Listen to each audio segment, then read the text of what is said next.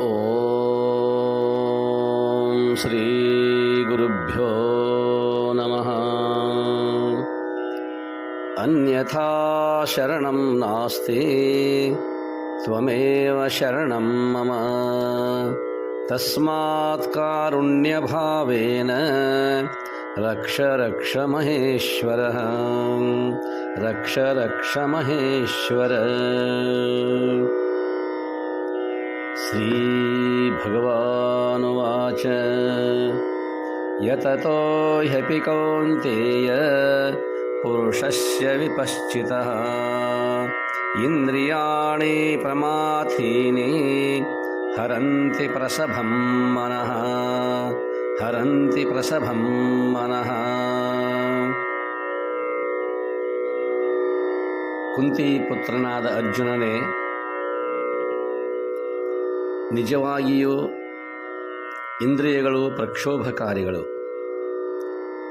ಪ್ರಯತ್ನಶೀಲನಾದ ವಿವೇಕಿಯಾದ ಪುರುಷನ ಆ ಮನಸ್ಸನ್ನೂ ಕೂಡ ಬಲಾತ್ಕಾರದಿಂದ ಹರಣ ಮಾಡುತ್ತವೆ. ಸರ್ವರಿಗೂ ಪ್ರಣಾಮಗಳು. ಪುಣ್ಯಾತ್ಮರೇ, ಉತ್ಥಾನ ಸ್ಥಿತಪ್ರಜ್ಞನನ್ನು ಕುರಿತು ಭಗವಂತನು ಗುರುವಾಗಿ ಶಿಷ್ಯನಾದ ಅರ್ಜುನನಿಗೆ ಉಪದೇಶ ಮಾಡುತ್ತಿದ್ದಾನೆ. ಆಂತರಂಗಿಕವಾದ ಯುದ್ಧ ಇಲ್ಲಿ ನಡೆದಿದೆ. ಸಾಧಕನಾದ ಶುದ್ಧ ಹೃದಯಿಯಾದ ಆಧ್ಯಾತ್ಮ ಕ್ಷೇತ್ರದಲ್ಲಿ ಸಾಧನೆ ಮಾಡುವವನಿಗೆ ಅನೇಕ ಕಂಟಕಗಳು, ಸಂಕಟಗಳು ಎದುರಾಗುತ್ತವೆ. ಅವುಗಳನ್ನು ಭಗವಂತನು ಬಹಳ ಸೂಕ್ಷ್ಮವಾಗಿ ತನ್ನ ಮೊನಚಾದ ಉಪದೇಶವೆಂಬ ಉಳಿಯಿಂದ ಅಲ್ಲಿ ಕಲ್ಮಶವಾಗಿರುವ, ಮುಂದೆ ತಾನು ಸಾಧಿಸಬೇಕಾಗಿರುವ ಸಾಧ್ಯ ವಸ್ತುವಿನನ್ನು ಕುರಿತಾಗಿ ಆತ್ಮಸಾಕ್ಷಾತ್ಕಾರ ಮಾಡಿಕೊಳ್ಳುವಾಗ ಏನೇನು ಅಡೆತಡೆಗಳು ಬರುತ್ತವೆಯೋ ಅವುಗಳನ್ನು ತೆಗೆದುಹಾಕುತ್ತಿದ್ದಾನೆ.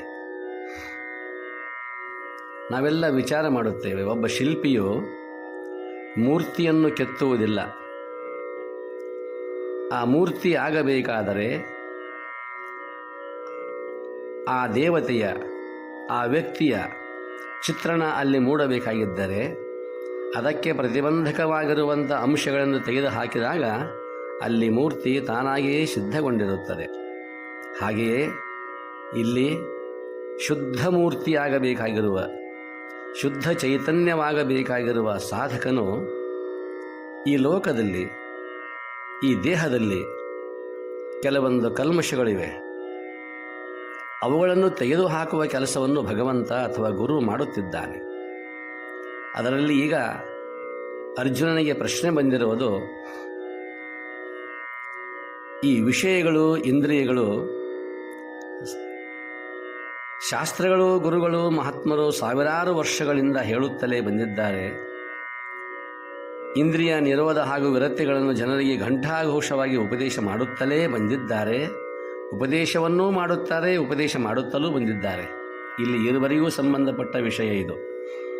ಬರೀ ಕೇಳುವವರಿಗಷ್ಟೇ ಅಲ್ಲ, ಹೇಳುವವನೂ ಕೂಡ ಅಷ್ಟೇ ಶುದ್ಧನಾಗಿರಬೇಕು. ಹೇಳುವವ ನಾನು ಅಶುದ್ಧನಾಗಿದ್ದರೆ ಅದು ಕೇವಲ ಶಬ್ದವಾದೀತೆ ವಿನಃ ಅದು ನಿಶ್ಶಬ್ದಂ ಬ್ರಹ್ಮ ಉಚ್ಯತೆ ಎಂದು ಹೇಳಲಿಕ್ಕಾಗದು. ಭಗವಂತ ಇಷ್ಟೆಲ್ಲ ಉಪದೇಶ ನಡೆದಿದ್ದರೂ ಕೂಡ, ಸಾವಿರ ವರ್ಷಗಳಿಂದ ಇದು ನಡೆದುಕೊಂಡು ಬಂದಿರುವ ಪರಂಪರೆ ಇದ್ದರೂ ಕೂಡ ಈ ಲೋಕ ಈ ವಿಷಯಗಳಿಂದ ಏಕೆ ಹಿಮ್ಮುಖವಾಗುತ್ತಿಲ್ಲ ಎಂಬ ಪ್ರಶ್ನೆ ಅವನದಾಗಿದೆ, ನಿನ್ನೆಯ ಪ್ರಶ್ನೆ. ಅದಕ್ಕೆ ಉತ್ತರವಾಗಿ ಈ ಶ್ಲೋಕದಲ್ಲಿ ಭಗವಂತ ಉಪದೇಶ ಮಾಡುತ್ತಿದ್ದಾನೆ. ಇಂದ್ರಿಯಾಣಿ ಪ್ರಮಾಥೇನಿ, ಬಹಳ ಮುಖ್ಯವಾಗಿರುವಂಥ ವಿಷಯ. ಹರಂತಿ ಪ್ರಸಭಂ ಮನಃ. ಅರ್ಜುನ, ಇಂದ್ರಿಯಗಳು ಸೌಮ್ಯ, ಶಾಂತವಲ್ಲ. ನೋಡಲಿಕ್ಕೆ ನಮಗೆ ಹೊರಗೆ ಬಹಿರಂಗದಲ್ಲಿ ಶಾಂತವಾಗಿ ಕಾಣುತ್ತಿದ್ದರೂ ಭೂಮಿಯ ಒಡಲಲ್ಲಿ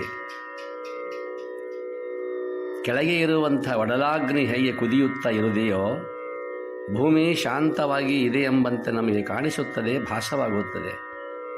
ಆದರೆ ಅದರ ಕೆಳಗಡೆಗೆ ಸಾವಿರ ಸಾವಿರ ಸಾವಿರ ಕಿಲೋಮೀಟರ್ಗಳವರೆಗೆ ಇರತಕ್ಕಂಥ ಈ ಭೂಮಂಡಲ, ಭೂಮಿ ಕೆಳಗೆ ಅಂತರಂಗದಲ್ಲಿ ಅದು ಕುದಿಯುತ್ತಲೇ ಇರುತ್ತದೆ. ಅದು ಜ್ವಾಲಾಮುಖಿಯಾಗಿ ಭೂಕಂಪವಾಗಿ ಹೊರಗೆ ಬರಲು ಪ್ರಯತ್ನ ಮಾಡುತ್ತದೆ. ಇಂತಹ ಅದ್ಭುತವಾದ ನಿಸರ್ಗವೇ ಹೀಗಿರುವಾಗ ಈ ಮಾಂಸಪಿಂಡದಲ್ಲಿ ಇರತಕ್ಕಂಥ ಇಂದ್ರಿಯಗಳು ಇವೇನು ಸೌಮ್ಯವೆಂದು ತಿಳಿದಿರುವೆಯಾ? ಇವು ಶಾಂತವಲ್ಲ, ಸದಾ ಉದ್ರೇಕಕಾರಿ, ಅತ್ಯಂತ ರಭಸದಿಂದ ನುಗ್ಗುವ ಭಯಂಕರ ಪ್ರವಾಹಗಳು. ಜಲಪ್ರವಾಹಗಳನ್ನು ನಿಸರ್ಗ ತಾನೇ ನಿಯಂತ್ರಣ ಮಾಡುವಂತೆ ಇಲ್ಲಿ ಸಾಧಕನಾಗಿರ್ತಕ್ಕಂಥವನು ನಿಯಂತ್ರಿಸುವುದು ಬಹಳ ಕಷ್ಟವಾಗಿದೆ. ಅವುಗಳ ಸೆಳೆತಕ್ಕೆ ಜೀವ ಸಿಗುವುದೆಂದರೆ 10 ಹುಲಿಗಳ ನಡುವೆ ಬಡ ಚಿಗರೆ ಸಿಕ್ಕಂತೆ. ಅನೇಕ 10 ಹುಲಿಗಳು ಸುತ್ತುವರೆದಿವೆ ಒಂದು ಜಿಂಕೆಯನ್ನು. ಅವುಗಳ ಪಾಲಿಗೆ ಬರುವುದೆಷ್ಟು ಆ ಮಾಂಸ. ಹಾಗೆಯೇ ಇಂದ್ರಿಯಗಳು ಪ್ರಕ್ಷುಬ್ಧವಾದರೆ ಧರ್ಮ ಪ್ರಜ್ಞೆ ಕುಂದುವುದು. ಕೃತಜ್ಞತೆ, ಮನೋದಾರ್ಢ್ಯ, ವಿರಾಗ ಭಾವಗಳು ತತ್ತರಿಸಿ ಹೋಗುತ್ತವೆ. ವಿಶ್ವಾಮಿತ್ರನಂತಹ ಘೋರ ತಪಸ್ವಿಗಳನ್ನೇ ಮಂಕುಗೊಳಿಸುವ ಇಂದ್ರಿಯ ಸಾಮರ್ಥ್ಯವನ್ನು ಅಷ್ಟು ಇಷ್ಟು ಎಂದು ವರ್ಣಿಸುವುದೇ ಕಷ್ಟ. ಸಾಮಾನ್ಯ ಸಾಧಕರಾದ ನಮಗೆ ಬಹು ದುಸ್ತರವಾದದ್ದು. ಒಂದು ಸಲ ಆಚಾರ್ಯ ಶಂಕರರು ಬ್ರಹ್ಮಸತ್ಯ ಜಗನ್ಮಿಥ್ಯ ಎಂದು ಸಾರಿದ ಆತ್ಮಜ್ಞಾನಿಗಳು ಅವರ ಜೀವನದಲ್ಲಿ ಒಂದು ಘಟನೆ ನಡೆದು ಹೋಗುತ್ತದೆ. ಅದು ಪ್ರಾಸಂಗಿಕವಾಗಿರುವಂಥದ್ದು. ಒಂದು ವಿಶೇಷ ಅನುಭವವನ್ನು ಮಾಡಿಕೊಳ್ಳಲು ಶಂಕರರು ಪ್ರಯತ್ನ ಪಡುತ್ತಾರೆ. ಆ ವಾದದಲ್ಲಿ ಅವರು ಜಯಿಸಬೇಕಾಗಿರುತ್ತದೆ. ಆ ಕಾರಣದಿಂದ ಒಂದಿಷ್ಟು ಸಮಯವನ್ನು ತೆಗೆದುಕೊಂಡಿರುತ್ತಾರೆ ಶಂಕರಾಚಾರ್ಯರು. ಅವರು ತಮ್ಮ ಯೋಗ ಬಲದಿಂದ ತಮ್ಮ ದೇಹವನ್ನು, ಈ ಭೌತ ದೇಹವನ್ನು ಬಿಟ್ಟು ಒಬ್ಬ ರಾಜನ ದೇಹವನ್ನು ಪ್ರವೇಶ ಮಾಡುತ್ತಾರೆ. ಇದಕ್ಕೆ ಪರಕಾಯ ಪ್ರವೇಶ ಅಂತಲೂ ಕರೆಯುತ್ತಾರೆ. ಬೇಗ ಬಂದು ಬಿಡುತ್ತೇನೆಂದು ಶಂಕರರು ಶಿಷ್ಯರಿಗೆ ಹೇಳಿದ್ದಾರೆ. ಶಿಷ್ಯರು ಶಂಕರಾಚಾರ್ಯರ ಆ ದೇಹವನ್ನು, ಭೌತ ದೇಹವನ್ನು ಕಾಯುತ್ತಲೇ ಕುಳಿತುಕೊಳ್ಳುತ್ತಾರೆ. 5-6 ದಿನಗಳಾದರೂ ಶಂಕರರು ಬರಲಿಲ್ಲ. ಅಂತರ್ಜ್ಯೋತಿ ಹೋಗಿಬಿಟ್ಟಿದೆ. ಬಹಿರಂಗದ ಡಬ್ಬೆ ಮಾತ್ರ ಉಳಿದಿದೆ ಈ ದೇಹ. ಶಿಷ್ಯರು ಗಾಬರಿಯಾಗುತ್ತಾರೆ. ಏನು ಮಾಡುವುದು, ಎಲ್ಲಿ ಹೋಗುತ್ತೇನೆಂದೂ ಗುರುಗಳು ಹೇಳಲಿಲ್ಲ. ಕೊನೆಗೆ ಶಿಷ್ಯರು 5-6 ತಿಂಗಳು ಕಷ್ಟಪಟ್ಟು ಹುಡುಕಿ ಶಂಕರಾಚಾರ್ಯರನ್ನು ಗುರುತಿಸುತ್ತಾರೆ. ಅವರು ಒಬ್ಬ ಮಹಾರಾಜರಾಗಿ ವೈಭವದ ಜೀವನ ಕಳೆಯುತ್ತಿದ್ದಾರೆ. ಅಷ್ಟೈಶ್ವರ್ಯ ಭೋಗದಲ್ಲಿ ಪ್ರಸಕ್ತರಾಗಿದ್ದಾರೆ. ಶಿಷ್ಯರು ರಾಜರಾಗಿದ್ದ ಶಂಕರರಿಗೆ ವಂದಿಸಿದರು. ಆವಾಗ ಶಂಕರರು ಕೇಳುತ್ತಾರೆ ಆ ರಾಜನ ಭೌತಿಕವಾದ ದೇಹದ ವಾಣಿಯಿಂದ, ನೀವಾರೋ ಎಂದರು ಶಂಕರರು. ನಾವು ನಿಮ್ಮ ಶಿಷ್ಯರು ಗುರುಗಳೇ ಎಂದರು. ನನಗಾರು ಶಿಷ್ಯರಿಲ್ಲವಲ್ಲ, ನಾನು ಗುರುವಲ್ಲ, ರಾಜ ಎನ್ನುತ್ತಾರೆ ಶಂಕರಾಚಾರ್ಯರು.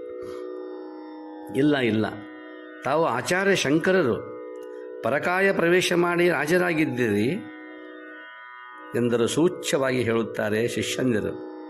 ಆಗ ಶಿಷ್ಯರು ಈ ಮಾತನ್ನು ಹೇಳಿದಾಗ ಶಂಕರರಿಗೆ ಅರಿವಾಗುತ್ತದೆ, ನಾನು ಪರಕಾಯ ಪ್ರವೇಶ ಮಾಡಿದ್ದೇನೆ ಎಂಬುದಾಗಿ.